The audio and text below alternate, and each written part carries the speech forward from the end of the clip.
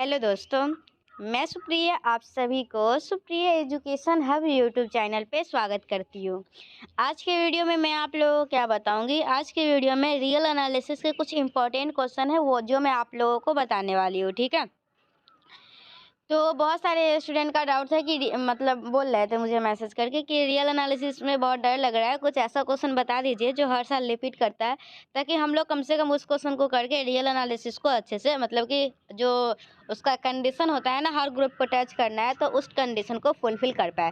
तो उसके लिए मैं पूरे 5 या फिर बोल सकते हैं 7 साल का मतलब 2015 से लेकर 2022 तक सारे के सारे ईयर का क्वेश्चन देखी हूँ।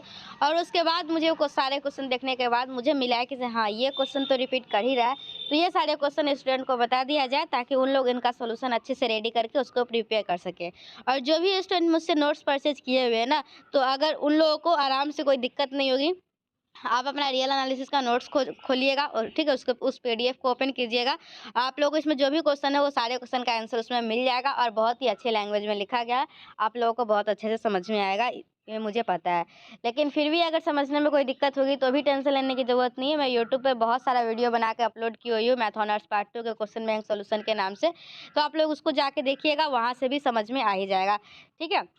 तो चलिए पहले क्वेश्चन देख लेते हैं। और अगर ऐसे कोई भी स्टूडेंट है जिनको मुझसे क्वेश्चन बैंक सॉल्यूशन खरीदना हो या फिर गेस्ट पेपर का पीडीएफ खरीदना हो या फिर सिर्फ क्वेश्चन बैंक का पीडीएफ, ठीक है, जो 5-6 साल का होता है, वो क्वेश्चन जिसमें आता है क्वेश्चन बैंक में, वो क्वेश्चन बैंक चाहिए होगा या फिर मेरा हैंड रिटेन नोट्स चाहिए होगा, कुछ भी चाहिए होगा, तो आप लोग मुझे कांटेक्ट करके ले सकते हैं। मुझे कांटेक्ट करना बहुत ही आसान है। मेरा टेलीग्राम आईडी है @supriya_education_hub01, तो वहाँ से आप लोग ले सकते हैं, ठीक है। तो चलिए देखिए, सबसे पहला नंबर क्वेश्चन क्या है। और हाँ, अगर आप लोगों को थोड़ा सा लग रहा होगा कि इसे विश्वास करें या नहीं, कहीं पेमेंट करने के बाद नहीं मिला, तो ऐसा कुछ नहीं होगा। बहुत सारे स्टूडेंट परचेज कर चुके हैं और ऐसे भी मैं यूट्यूब पे 1-2 दिन से आई नहीं हूँ, बहुत दिन से हूँ, तो आप लोग मुझे जानते ही होंगे, ठीक है। तो चलिए पहला नंबर क्वेश्चन क्या है, state and prove Rolle's theorem. तो रॉल्स थ्योरम बहुत इंपॉर्टेंट है।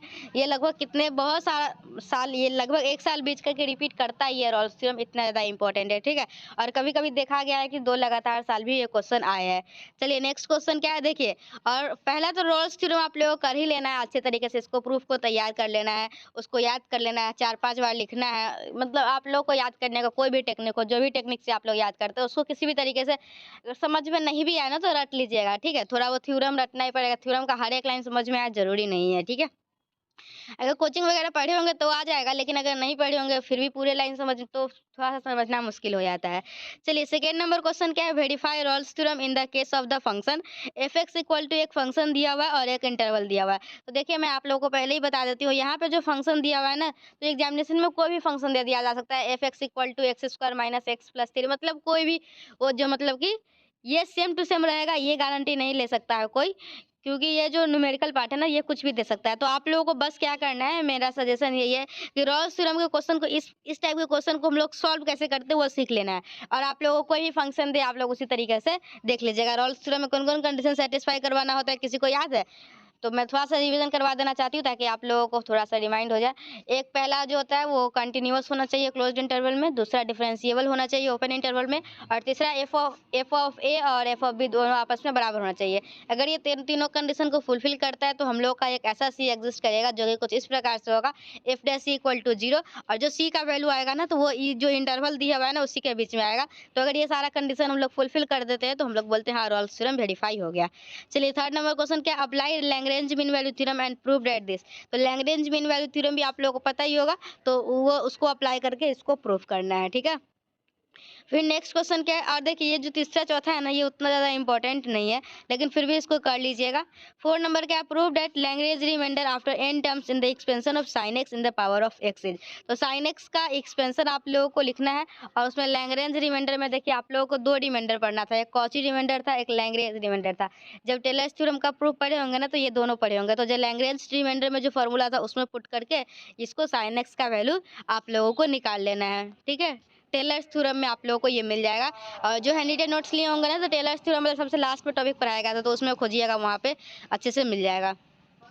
5 नंबर क्वेश्चन क्या है, state and proof Cauchy general principle of convergence. तो ये भी बहुत ज़्यादा इंपॉर्टेंट है, Cauchy general principle of convergence. और हाँ, इवन ऑड के चक्कर में नहीं रहिएगा।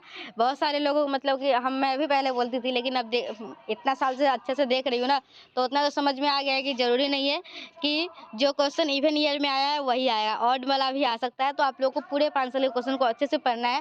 तो किसी प्रकार का रिस्क क्यों ले, अगर सिर्फ इवेंट पढ़ के गए और एग्जामिनेशन में ऑड आ गया तो फिर क्या होगा, पढ़ा हुआ वेस्ट, मतलब कि कुछ लिख ही नहीं पाएंगे। तो इसलिए हम लोग पूरा क्वेश्चन को, मैं भी जो जब तैयार की हूँ ना, तो इवन और ध्यान नहीं दी हूँ, मैं बस देख रही हूँ कि हाँ ये रिपीट हो रहा है, तो हाँ इसको हम लोग कर लेते हैं। इवन आउट का चक्कर छोड़ दीजिए, जो मैं बता रही हूँ उसको कर लीजिए। फिर क्या आप लोगों का state and proof Cauchy general principle of convergence. तो ये भी बहुत ज़्यादा इंपॉर्टेंट है, Cauchy general principle of convergence. अभी तक 2 थ्योरम बता चुके हैं, रॉल्स थ्योरम आप लोगों को याद करना है, Cauchy general principle of convergence याद करना है। और फिर से देखिए, और हर एक क्वेश्चन आएगा ना, तो हर एक क्वेश्चन में बी भी करके आएगा, तो बी आप लोगों को उसी टाइप पे न्यूमेरिकल रहता है। तो अगर आप लोग थ्योरम को कर लेते हैं तो न्यूमेरिकल वाला पार्ट भी सॉल्व हो जाएगा। फिर क्या, prove that every convergent sequence is bounded. जितने भी कन्वर्जेंट सीक्वेंस होते हैं ना, वो बाउंडेड होते हैं, यही प्रूफ करना है, ठीक है। फिर नेक्स्ट नंबर क्वेश्चन क्या है, सो डेट द सीक्वेंस दिया हुआ है और ये कन्वर्ज कर रहा है किसको, 2 को कर रहा है। नेक्स्ट क्वेश्चन क्या है, नेक्स्ट क्वेश्चन भी बहुत इंपॉर्टेंट है, 7 नंबर। एक्स एन को एक सीक्वेंस है रियल नंबर का, और वाई एन को कुछ इस प्रकार से डिफाइन किया गया है कि वाई एन इक्वल टू है x1 plus x2 plus dash dash x n upon n for each n. अगर इफ हम लोग क्या करते हैं, limit n tends to infinity x के पावर एन अगर एल आता है, तो हम लोगों को प्रूव करना है, इसका जो लिमिट निकालेंगे n tends to y n, ये भी आप लोगों का एल ही आएगा, ठीक है। तो ये आप लोगों को प्रूफ करना है। फिर एक कॉची मीन थ्योरम है, उसको भी कर लीजिएगा। फिर आप लोगों का क्या है, 8 नंबर क्वेश्चन है, prove that every monotonic decreasing sequence bounded below converges it's greatest lower bound. तो आप लोगों का ये क्वेश्चन आने का थोड़ा चांसेस कम है, लेकिन इसी पे 2 टाइप का क्वेश्चन बनता है, ठीक है। मतलब सेम क्वेश्चन है, दोनों प्रोसेस पूरा सेम है, लेकिन एक क्वेश्चन पूछता है prove that every monotonic increasing sequence और bounded above converges its least upper bound, ठीक है। इस तरीके से एक क्वेश्चन है, और एक मतलब कि उसका एक दूसरे का दोनों जस्ट अपोजिट है। तो आप लोगों को इंक्रीजिंग वाला अच्छे से कर लेना है, क्योंकि डिक्रीजिंग वाला लास्ट ईयर ही पूछा गया था, लेकिन फिर भी दोनों कर लीजिएगा, दोनों का प्रोसेस सेम है। तो एक से मतलब 1 मिनट भी नहीं लगेगा दोनों को देखने में। अगर एक कर लेते हैं ना, दूसरा अपने आप हो जाएगा, बस एक बार देख लेना है कैसे किया है। दोनों सेम ही है प्रूफ करने का तरीका। 9 नंबर क्वेश्चन क्या है, इफ़ क्योंकि मैं दोनों इसलिए बता दी हूँ, क्योंकि अगर हम लोग इंक्रीजिंग वाला पढ़ के जाए और एग्जाम में डिक्रीजिंग वाला आ जाए तो फिर दिक्कत है। तो अगर एक में अगर इंक्रीजिंग वाला तैयार किए हुए, तो डिक्रीजिंग वाला अगर एक बार एक नज़र भी देख लेते हैं ना, तो एग्जामिनेशन में आएगा तो आप लोग कर लीजिएगा, ठीक है। नेक्स्ट क्वेश्चन क्या है, if a function in continuous in a closed interval prove that it is a bounded. अगर कोई भी फंक्शन क्लोज्ड इंटरवल में कंटिन्यूअस है तो वो बाउंडेड होगा।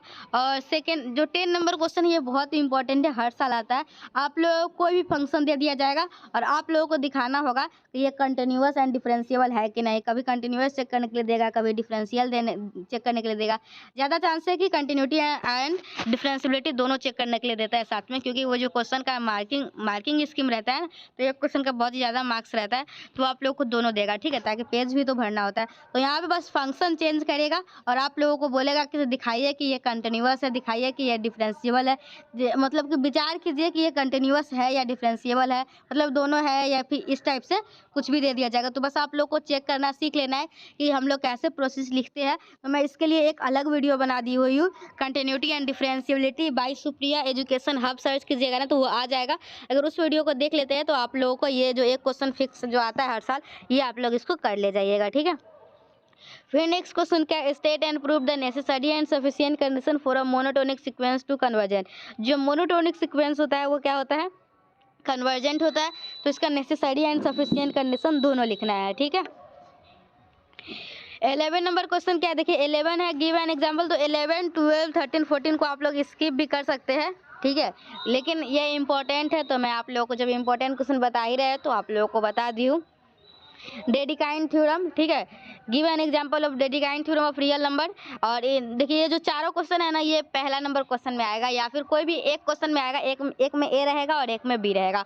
13 नंबर क्वेश्चन तो बहुत ही ईजी है, so that there is no rational number whose square is 3, 2, 5। तो इसमें क्या करना होता है, वो जो आप लोग क्लास 10 में प्रूव करते थे ना, prove that √3 is a irrational number, prove that √5 is a irrational number. तो बस आप लोग वो भी सेम टाइप से अगर इस क्वेश्चन में बना देते हैं तो नंबर नहीं कटेगा, नंबर मिल जाएगा आप लोगों को, ठीक है। तो ये भी क्वेश्चन कर लीजिएगा। डेडिकाइन थ्योरम भी अगर आप लोगों के पास ज़्यादा टाइम है तो कर लीजिएगा, लेकिन इसको स्किप भी कर सकते हैं क्योंकि ऐसे भी हम लोगों को चारों क्वेश्चन तो बनाना नहीं है। मैं इस वीडियो में जो बता रही हूँ इससे आप लोग चारों क्वेश्चन बना सकते हैं, लेकिन आप लोगों को तो बनाना है कोई 2 ही या फिर 3 ही। बस डेडिकाइन थ्योरम स्किप कर सकते हैं, लेकिन ये क्वेश्चन आएगा, ये भी मैं आप लोगों को बता देती हूँ। फिर ये 2 क्वेश्चन बहुत ही ज़्यादा इंपॉर्टेंट है। State and prove Lagrange mean value theorem शायद मैं ऊपर भी बताई होंगी, लेकिन मुझे फिर से बताना ज़रूरी था क्योंकि ये बहुत ही ज़्यादा इंपॉर्टेंट था। ठीक है, स्टेट एंड और जो मैं रेड पेन से लिखी हूँ ना, तो वो तो बहुत ज़्यादा इंपॉर्टेंट है ये। State and prove Lagrange mean value theorem. और नेक्स्ट क्वेश्चन क्या है? Prove that if function process a finite derivative at a point then it must be continuous. देखिए, अगर कोई भी फंक्शन जो है ना वो डिफरेंशिएबल है तो वो पक्का कंटिन्यूअस होगा। तो ये बहुत ज़्यादा इंपॉर्टेंट है, बहुत साल रिपीट किया है, तो आप लोग इसको कर लीजिएगा। बस एक बार मैं लास्ट में बता देना चाहती हूँ, आप लोगों को रॉल्स थ्योरम याद करना है अच्छे से, लैग्रेंज मीन वैल्यू थ्योरम अच्छे से याद करना है, और एक थ्योरम जो है कोई भी फंक्शन डिफरेंशिएबल होगा तो वो कंटिन्यूअस होगा, इसको याद कर लेना है। और कोई भी फंक्शन मोनोटोनिक इंक्रीजिंग है तो वो टेंड्स करेगा लीस्ट ऑफ अमाउंट को, इसको याद कर लेना है। ठीक है, और मतलब कि सॉल्व एक क्वेश्चन को सॉल्व करना सीख लेना है। अगर कोई फंक्शन देख के पूछे check the condition of continuity and differentiability, तो उसको कैसे करेंगे ये सीख लेना है आप लोगों को। ठीक है, और एक Cauchy general principle of convergence कर लेना है। अगर आप लोग इतना कर लेते हैं ना, बस इतना ही जितना मैं बोली हूँ, तो आप लोगों का रियल एनालिसिस को टच कर पाइएगा, मतलब 2 क्वेश्चन तो आराम से कर ही लेंगे। अब बचा इनफाइनाइट सीरीज, बहुत ईजी है, तो इनफाइनाइट सीरीज जो मैं 3 या 4 थ्योरम आप लोगों को बताऊंगी ना, उसी में उसको अच्छे से याद कर लीजिएगा, और बाकी का और 1-2 क्वेश्चन मतलब कि इनफाइनाइट सीरीज का अलग वीडियो आएगा, उसमें मैं बताऊंगी, इसमें छोड़ देते हैं। तो रियल एनालिसिस में जब तक अब नेक्स्ट वीडियो आती है तब तक आप लोगों को क्या करना है, इसमें जो क्वेश्चन बताया Rolle's theorem, Cauchy general principle of convergence, Lagrange mean value theorem, कोई और यही मतलब कि जो भी थ्योरम वगैरह मैं बताई हूँ, तो इसको आप लोग को अच्छे से एक कॉपी में तैयार कर लीजिएगा, ताकि एग्जामिनेशन के दिन, एग्जामिनेशन से एक दिन पहले उसको अच्छे से रिवीजन करके चले जाइएगा। और अगर आप लोग मेरा हैंड रिटन नोट्स लिए हुए हैं तो उसमें से अच्छे से लिख लीजिए अपने कॉपी में। ठीक है, और अपना रिवीजन कर लीजिएगा। और कोई भी स्टूडेंट अभी तक जो हैंड रिटन नोट्स या फिर क्वेश्चन बैंक सोल्यूशन या गेस्ट पेपर का PDF या फिर क्वेश्चन बैंक का PDF कुछ भी नहीं लिए हुए हैं, तो मुझे कॉन्टैक्ट कीजिए। मेरा इंस्टा ID है, इंस्टा पे भी कांटेक्ट कर सकते हैं, लेकिन इंस्टा पे से भी मैं आप लोगों को बुला के टेलीग्राम पे ही लाऊंगी लास्ट में।